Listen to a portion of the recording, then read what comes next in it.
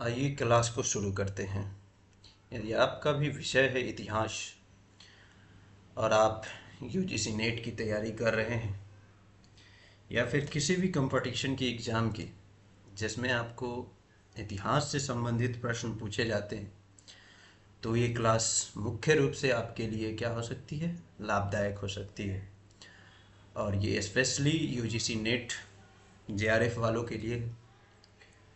तो चलिए ध्यान से शुरू करते हैं। ये हमारे इतिहास विषय का पहला क्लास होगा।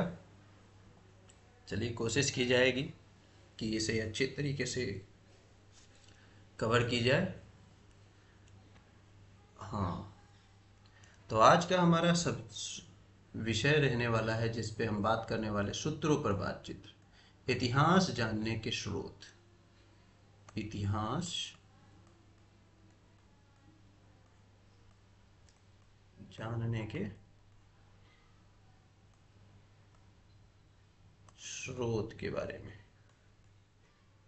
ये हमारा टॉपिक रहने वाला है। चलिए इसकी इंट्रोडक्शन को देख लेते हैं।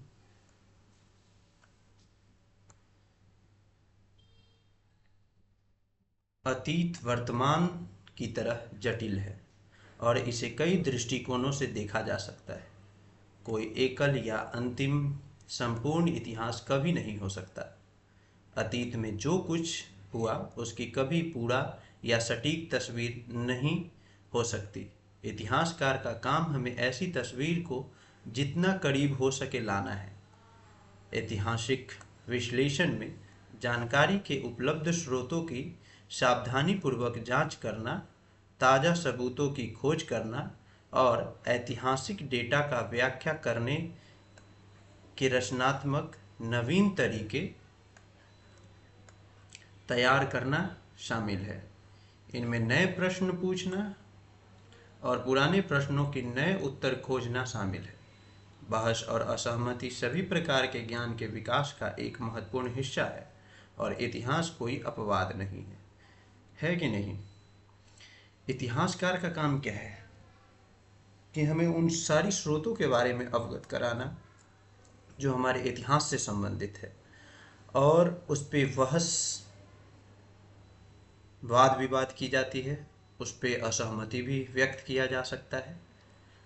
और इतिहास क्या है? कोई अपवाद नहीं है। इतिहास है तो है। सभी ऐतिहासिक व्याख्याएं अंततः इतिहास के स्रोतों से प्राप्त साक्ष्यों पर आधारित होती है, जिन्हें पारंपरिक रूप से दो श्रेणियों में विभाजित किया जाता है। पहला साहित्यिक और दूसरा पुरातात्विक।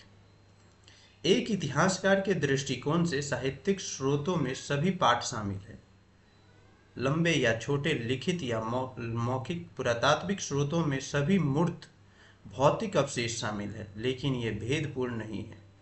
ये क्या है? भेदपूर्ण नहीं है। साहित्यिक पांडुलिपियों सहित अतीत के सभी अवशेष वास्तव में भौतिक प्रकृति के हैं और कुछ प्रकार के पुरातात्विक स्रोत जिन पर लिखा हुआ है, शिलालेख, सिक्के, खुदी हुई छवियां, को भौतिक वस्तुएं और ग्रंथ दोनों माना जाता है। साहित्यिक स्रोतों का वर्गीकरण भाषा, शैली और सामग्री के आधार पर किया जाता है।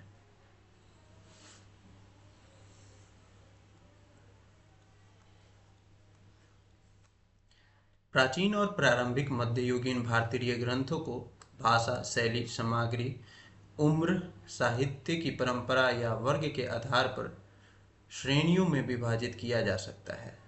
भाषाविदों और भाषा शास्त्रियों, पुरानी भाषाओं का अध्ययन करने वाले जो होते हैं, जो भाषा शास्त्री हैं, ने विश्व की भाषाओं को अलग अलग परिवारों में बांट दिया है। एक ही परिवार से संबंधित भाषाओं में कुछ संरचनात्मक समानताएं होती है। महत्वपूर्ण संख्या में समान संबंधित शब्द या सजातीय साझा होते हैं। अभी आप भाषा के बारे में भी थोड़ी बहुत पढ़ेंगे। अच्छा सॉरी, ये क्या है?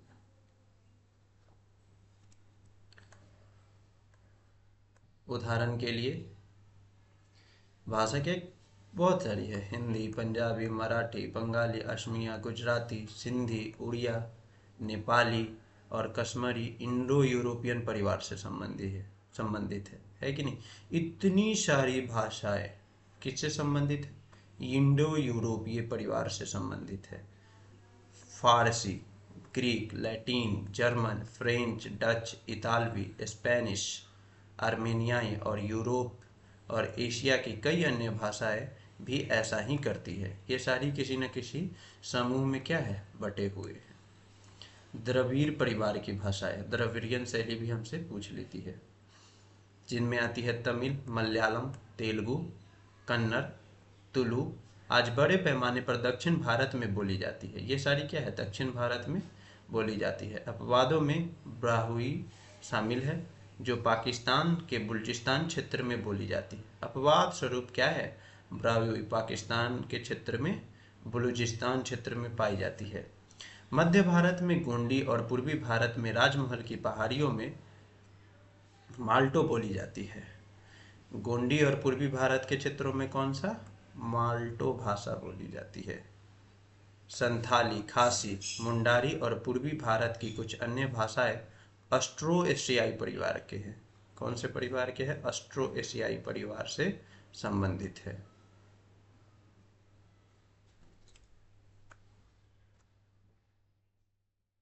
उत्तर पूर्व की कुछ भाषाएं जैसे मणिपुरी, बोडो, गारो और लुसाई तिब्बती वर्मी परिवार से संबंधित है। कौन से परिवार से, तिब्बती वर्मी परिवार से संबंधित है। अंडमानी अंडमान द्वीप समूह में बोली जाने वाली भाषाओं में से एक स्पष्ट रूप से किसी भी ज्ञात भाषा परिवार से संबंधित नहीं है। अब आपसे अगर भाषा परिवार पूछ ले इतिहास यूजीसी नेट में, तो आप आसानी से आंसर कीजिएगा। भारतीय उपमहाद्वीप में सबसे पुराने जीवित ग्रंथ वेद संस्कृत में है। सबसे पुराने जीवित ग्रंथ कौन से हैं, वेद है, और ये किस भाषा में है, संस्कृत में है। संस्कृत प्राचीन पाली और प्राकृत की तरह भाषाओं के इंडो यूरोपीय परिवार की इंडो ईरानी शाखा से संबंधित है। प्राकृत की विभिन्न बोलियां थी, जैसे महाराष्ट्री, शौर्सनी और मगधी।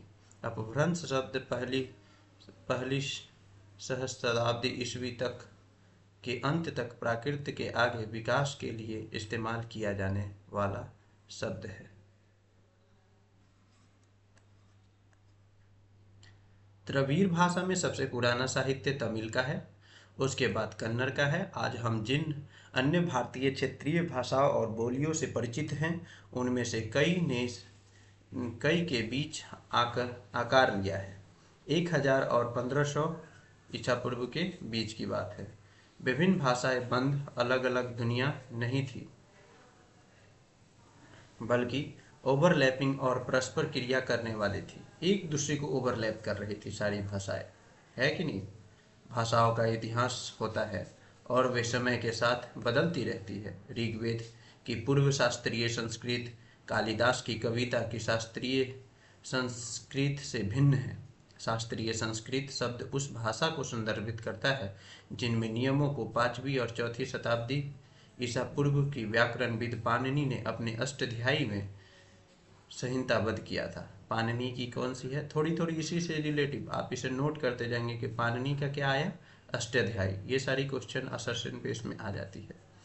एक अन्य महत्वपूर्ण संस्कृत व्याकरण पतंजलि का महाभाष्य, एक और आया पतंजलि का महाभाष्य, 2री शताब्दी ईसा पूर्व के। इसका समय भी पता चल रहा है साथ में आपको कि महाभाष्य कब का है, 2री शताब्दी ईसा पूर्व का, जबकि पाणिनि की अष्टाध्यायी 4वीं या 5वीं शताब्दी का है। चलिए, इसी तरीके से क्वेश्चन बन जाती है। सबसे पुराना जीवित प्राकृत व्याकरण वरुचि का प्राकृत प्रकाश है। वरुचि का किसका, वरुचि का प्राकृत प्रकाश, वरुचि का प्राकृत प्रकाश, जिसकी तिथि पर विवाद है। संगम काव्य की प्राचीन तमिल आधुनिक तमिल से भिन्न है। तोल्कापियम सबसे पुराना जीवित तमिल व्याकरण है। अगर सबसे पुराना तमिल व्याकरण पूछ दिया जाए तो तोल्कापियम। इसके कुछ भाग प्रारंभिक शताब्दी ईसा पूर्व के हैं।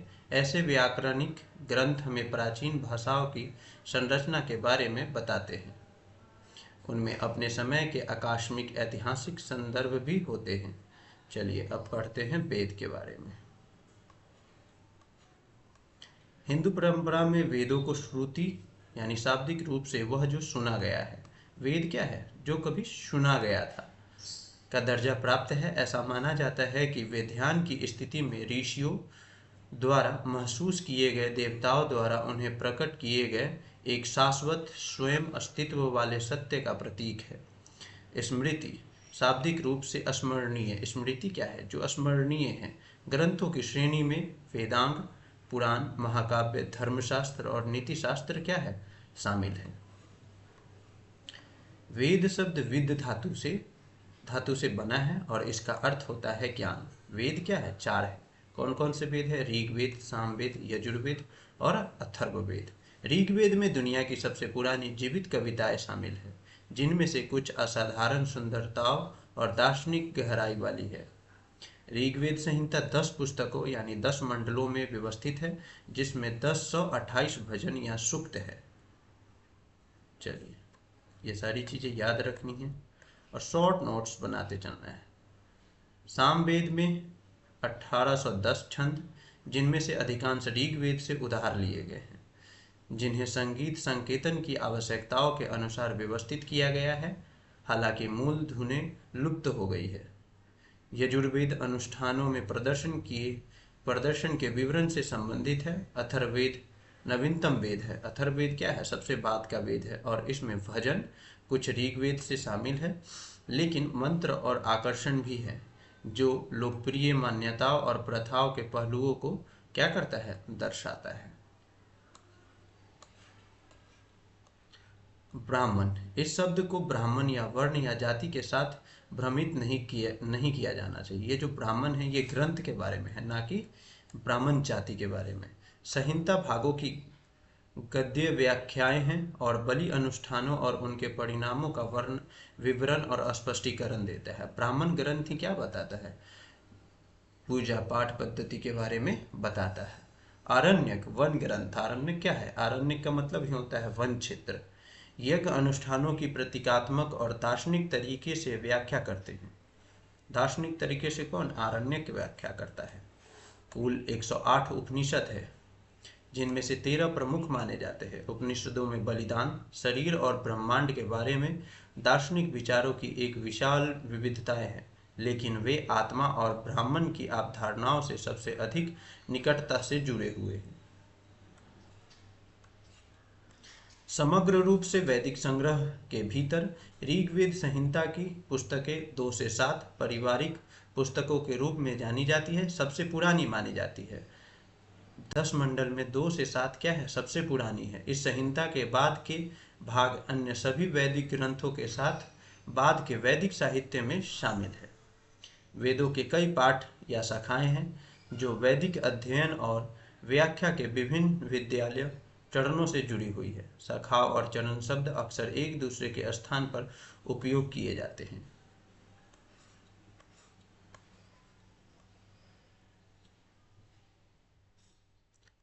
सकल शाखा ऋग्वेद का एकमात्र जीवित संस्करण है। यजुर्वेद के ग्रंथों को शुक्ल, श्वेत संप्रदाय और कृष्ण काला संप्रदाय में विभाजित किया जाता है। शुल्क वेद, जिसे वाजसेन्य भी कहा जाता है। यजुर्वेद के पाठ मध्याह्निका और कण्व है। ब्लैक स्कूल का प्रतिनिधित्व कथक, कपिस्थला, मैत्रेयी और तैत्तिरीय संस्करणों द्वारा किया जाता है। दोनों स्कूलों के ग्रंथों के बीच मुख्य अंतर यह है कि श्वेत स्कूल संहिताओं में केवल मंत्र, प्रार्थनाओं और बलिदान सूत्र शामिल है, जबकि ब्लैक स्कूल है, ग्रंथों में मंत्रों के साथ साथ विभिन्न पहलुओं का वर्णन और चर्चा की गई है। यज्ञ अनुष्ठानों से संबंधित भी है।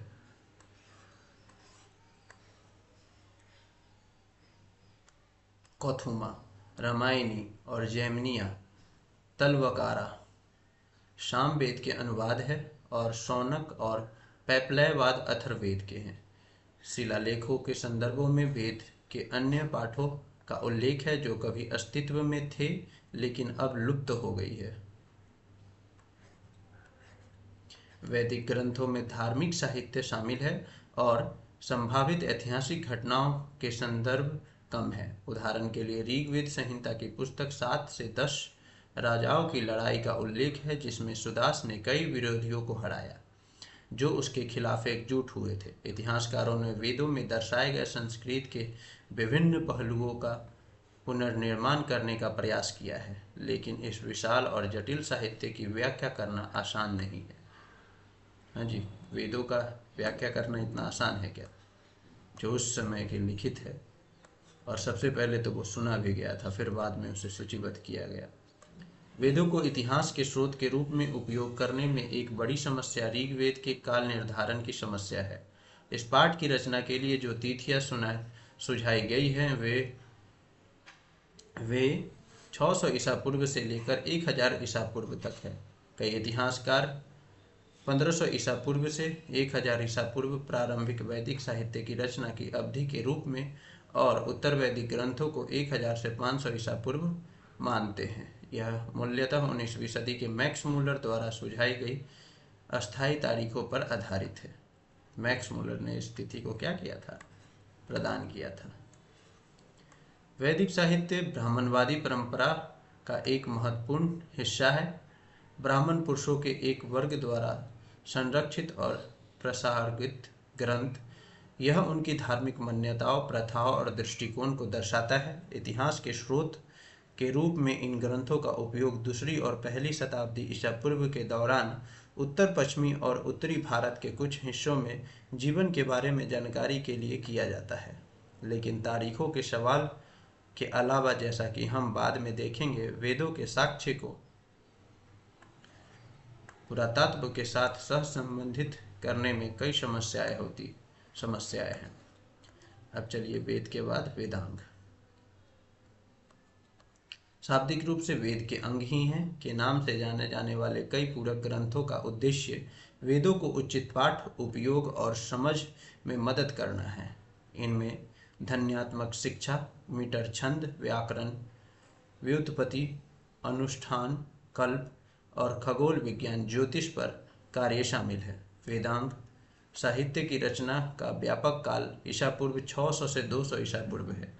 यास्क का निरुक्त ऋग्वेद में शब्दों की व्युत्पत्ति पर एक काम 6ठी शताब्दी ईसा पूर्व का है। निरुक्त का क्या, यास्क का निरुक्त। दो संस्कृत महाकाव्य रामायण और महाभारत है।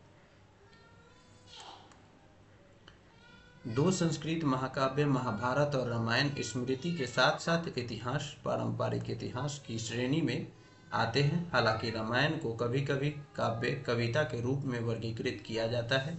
भाषा और शैली में समानताएं बताती है कि वे एक ही सांस्कृतिक परिवेश से उभरे हैं। महाभारत में वाल्मीकि और रामायण का उल्लेख है और रामोपाख्यान नामक खंड में राम की कहानी की रूपरेखा दी गई है। रामायण में कौरवों, हस्तिनापुर और जन्मेजय का उल्लेख है, हालांकि इनमें महाभारत युद्ध का उल्लेख नहीं। कम से कम अपने विकास के बाद के चरणों में दोनों महाकाव्य एक दूसरे के प्रति स्पष्ट रूप से जागरूक थे। महाभारत की रचना को 400 ईसा पूर्व से 400 ईस्वी पूर्व तक माना जाता है और रामायण को 5वीं या 4थी शताब्दी ईसा पूर्व और 3री शताब्दी ईसा पूर्व के बीच में माना जाता है। अभी हाल में हेल्टेबिटेट ने महाभारत की रचना की छोटी अवधि 2री शताब्दी ईसा पूर्व के मध्य से लेकर 0 वर्ष तक सुझाव दिया था। किसने? हेल्टेबिटेट ने। फिर भी तथ्य यह है कि महाकाव्यों की रचना और विकास के विभिन्न चरण कई शताब्दियों, संभवतः 1 सहस्त्राब्दी तक भी फैले हो सकते हैं। यह स्पष्ट होना चाहिए कि अधिकांश इतिहास अब महाकाव्य युग शब्द का उपयोग नहीं करते। महाकाव्य शक्तिशाली कहानियों वाले शानदार ग्रंथ हैं जिन्होंने सदियों से लाखों लोगों की कल्पना पर कब्जा कर लिया है। इन्हें ऐतिहासिक स्रोतों के रूप में उपयोग करने के लिए उनकी आंतरिक कालानुक्रमिक परतों पर की पहचान करना आवश्यक है, जो कोई आसान काम नहीं है। परंपरा के अनुसार राम त्रेता युग में रहते थे और महाभारत युद्ध बाद में द्वापर युग में हुआ। हालांकि कुछ इतिहासकार का तर्क है कि महाभारत से जुड़ी घटनाएं और पात्र रामायण की तुलना में थोड़ा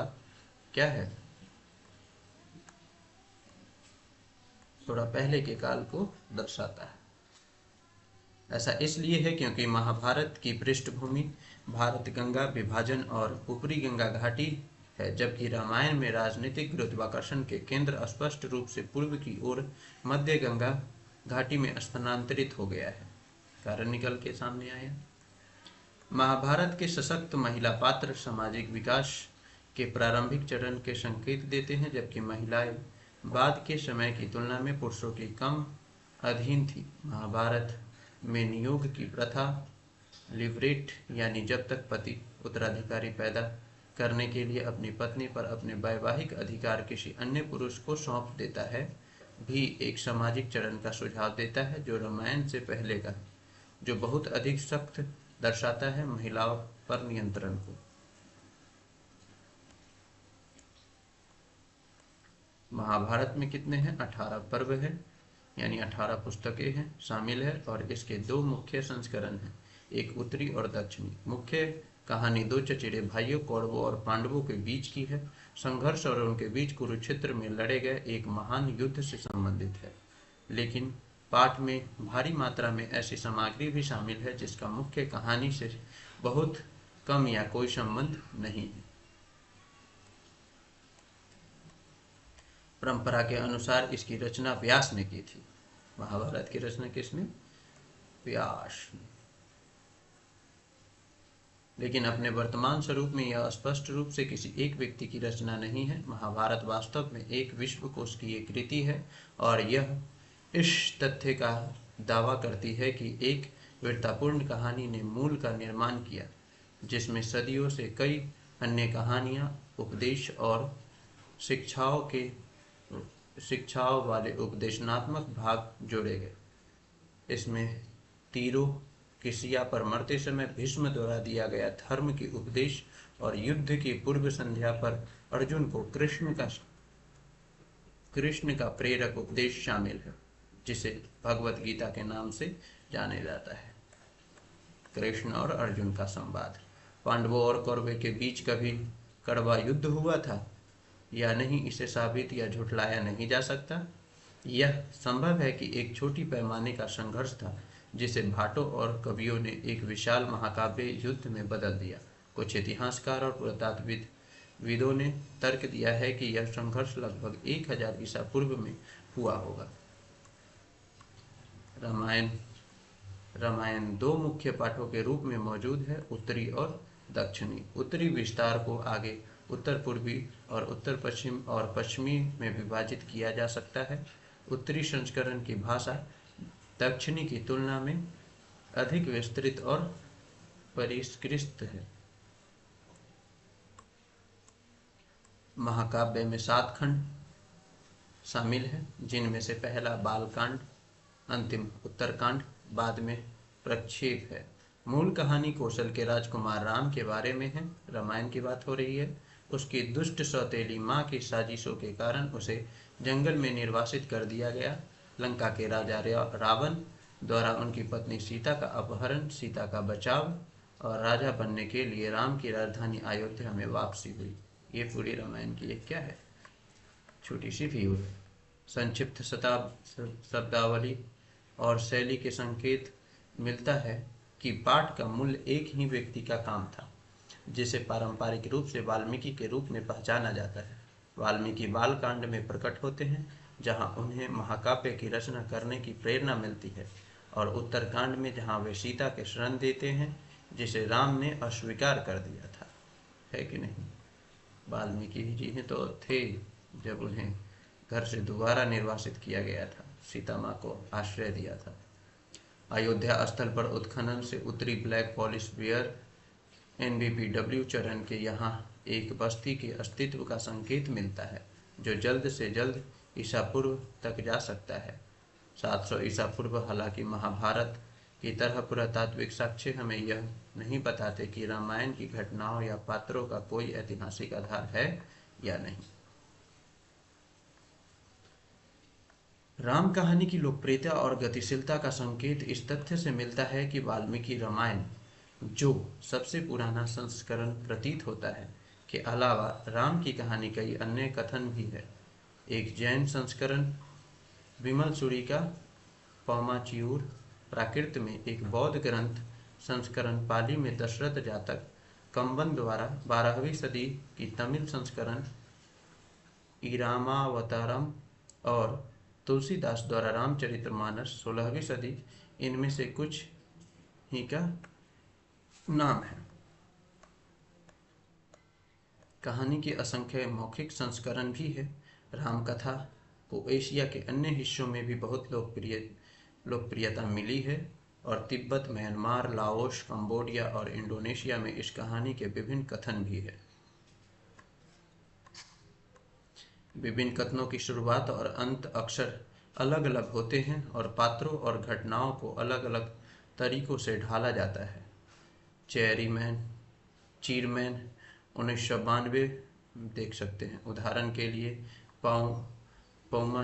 पौमाचियूम में रावण को एक दुखदायक रूप में प्रस्तुत होता है। चलिए, ये सारी बातें तो आप पढ़ते रहेंगे। आगे जो हमारे लिए क्या है ज़रूरी है उसे थोड़ा देख लेते हैं। ये सारे थोड़े बहुत पूछे जाते हैं, इससे प्रश्न बहुत कम ही बनते हैं, इसलिए आगे की तरफ चलते हैं।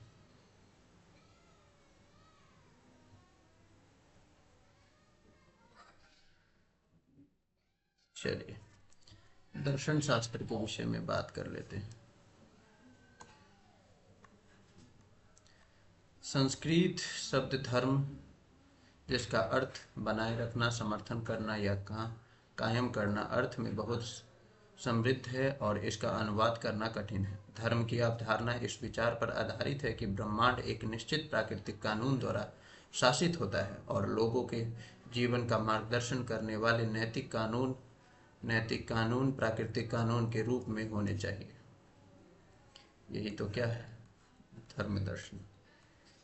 धर्म का तात्पर्य समाज में रहने वाले व्यक्ति के उचित आदर्श आचरण से है, एक ऐसा आचरण जो मानव जीवन के लक्ष्य को पूर्ति की ओर ले जाता है। ये लक्ष्य, जिन्हें पुरुषार्थ के रूप में जाना जाता है, धर्म, धार्मिक आचरण, अर्थ, भौतिक कल्याण, कामुक सुख और मोक्ष, पुनर्जन्म के चक्र से मुक्त चीजों की इस योजना में भौतिक लाभ और कामुक सुख को वांछनीय लक्ष्य माना जाता है। अगर धर्म के अनुसार पीछा किया जाए तो धर्म की अवधारणा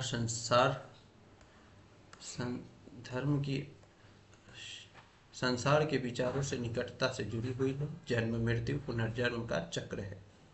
चलिए, ये सारे थोड़ा जान गए, आगे बढ़ते।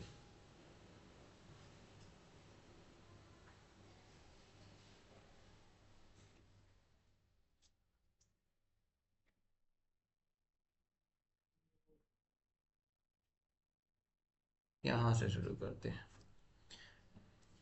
बौद्ध साहित्य, इन सारी चीज़ों से प्रश्न बनती है आपके यूजीसी नेट में।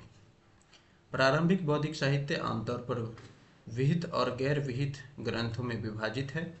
विहित ग्रंथ वे पुस्तक है जो किसी धर्म या संप्रदाय के मूल सिद्धांतों और सिद्धांतों को निर्धारित करती है। विभिन्न बौद्ध विद्यालय अपने विहित साहित्य को अलग अलग तरीकों से वर्गीकृत करते हैं, कुछ 9 से 12 अंग में, अन्य 3 पिटक में।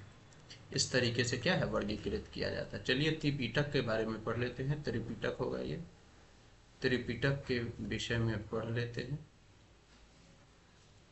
3 टोकरी संग्रह को पाली, चीनी और तिब्बती संस्करण है। थेरावाद स्कूल का पाली त्रिपिटक उन सभी में सबसे पुराना है। पाली एक साहित्य भाषा थी जो बोलियों में मिश्रण से विकसित हुई है। विशेषकर पूर्वी भारत के मगध क्षेत्र में बोली जाने वाली बोलियां से मिश्रण हुई थी। पाली त्रिपिटक में 3 पुस्तक शामिल है: सुत्त पिटक, विनय पिटक अभिधम पिटक बौद्ध संदर्भ में सुत्त संस्कृत सुत्त के उन ग्रंथों को संदर्भित करता है जिनमें स्वयं बुद्ध ने जो कहा वह शामिल है। सुत्त पिटक वही है जो बुद्ध ने स्वयं कहा। सुत्त पिटक में संवाद के रूप में विभिन्न सैद्धांतिक मुद्दों पर बुद्ध के प्रवचन शामिल है। कुछ सूक्तों को छोड़कर इस कार्य के अधिकार को सभी बौद्ध विद्यालय द्वारा स्वीकार किया गया है। सुत्त पिटक को सभी बौद्ध विद्यालय क्या करते हैं? स्वीकार करते हैं।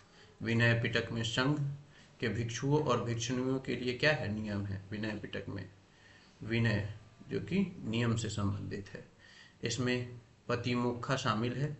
मठ वासी अनुशासन के विरुद्ध अपराधों की सूची और इनके लिए प्रायश्चित करते थे। अभिधम पिटक एक बात का कार्य है और इसमें सूचियों, सारांशों और प्रश्नों और उत्तरों के माध्यम से सुत्त पिटक की शिक्षाओं का गहन अध्ययन और व्यवस्थितीकरण शामिल है। सुत्त पिटक पे ही अभिधम पिटक क्या है, बाद में उसकी विश्लेषण किया गया है। 3 पिटकों को पुस्तकों में विभाजित किया गया है जिन्हें निकाय बौद्ध संस्कृत परंपरा में आगम को अनुरूप लेने लेकिन समान नहीं के नाम से जाना जाता है। निकाय के नाम से जाना उदाहरण के सुत्त निकाय। सुत्त पिटक के 5 निकाय शामिल हैं: दीक्ष निकाय, मध्यम निकाय, संयुक्त निकाय, अंगुत्तर निकाय और खुद्दक निकाय। किसका है? ये सारे सुत्त पिटक के हैं।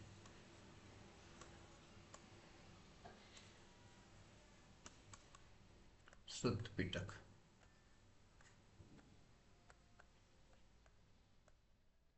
सुत्त पिटक से संबंधित है।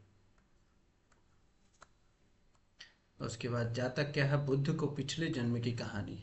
जातक क्या है? बुद्ध के पिछले जन्मों की कहानियां। खुद्दक निकाय 15 पुस्तकों में से एक है और उनकी रचना 3री शताब्दी ईसा पूर्व और 2री शताब्दी ईसा पूर्व के बीच रखी जा सकती है। खुद्दक निकाय में धम्मपद और थेरागाथा और थेरीगाथा भी शामिल है। थेरीगाथा और थेरागाथा क्या है? बौद्ध भिक्षुओं और नन्नों के गीत है। थेरीगाथा और थेरागाथा पूछा, एक बार 2 बार प्रश्न भी बना हुआ है। थेरीगाथा क्या है, थेरागाथा क्या? चलो, थेरागाथा जो महिलाओं के त्याग के अनुभव का वर्णन करती है विशेष रूप से महत्वपूर्ण है क्योंकि यह महिलाओं द्वारा रचित या उनके द्वारा रचित बहुत कम जीवित प्राचीन भारतीय ग्रंथों में से एक है। बौद्ध परंपरा के अनुसार सुत्त और विनय पिटकों का पाठ बुद्ध की मृत्यु के तुरंत बाद राजगृह में भिक्षुओं की पहली परिषद में किया गया और 100 साल बाद वैशाली में दूसरी संगति में किया गया था, लेकिन उनकी रचना कई शताब्दियों तक फैली रही होगी। अशोक के शासनकाल के दौरान 3री शताब्दी ईसा पूर्व में बुलाई गई तीसरी परिषद के समय तक का हो सकता है। इसलिए पाली त्रिपिटक के मूल की संरचना को 5वीं ईसा पूर्व 5वीं और 3री शताब्दी के बीच रखा जा सकता है।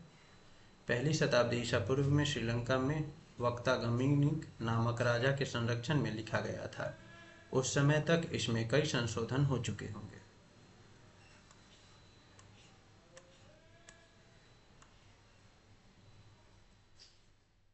पाली में गैर विहित बौद्ध साहित्य में मिलिंद शामिल है जिसे राजा मिलिंदा ने। इसमें कोई संदेह नहीं है कि इंडो-ग्रीक मिनांडर और भिक्षु नागसेन के बीच विभिन्न दार्शनिक मुद्दों पर बातचीत हुई है। मिलिंद पन्नु यही तो है। नीतिगंधा या नीति पकरण उसी काल से संबंधित है और बुद्ध की शिक्षाओं का एक जुड़ा हुआ विवरण है।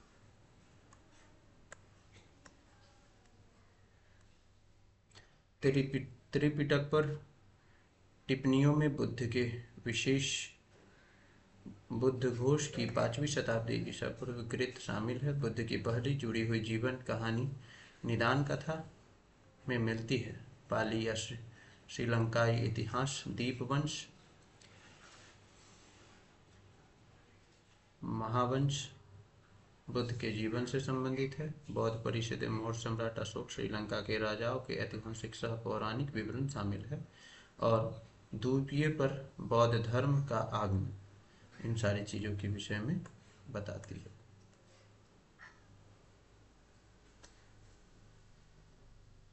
आज के लिए इतना ही, फिर अगले क्लास में कवर करते हैं। थोड़ा शाम का समय है तो शोरगुल नीचे में ज़्यादा हो रहा है, इसलिए सॉरी, दूसरी क्लास लेके आते हैं।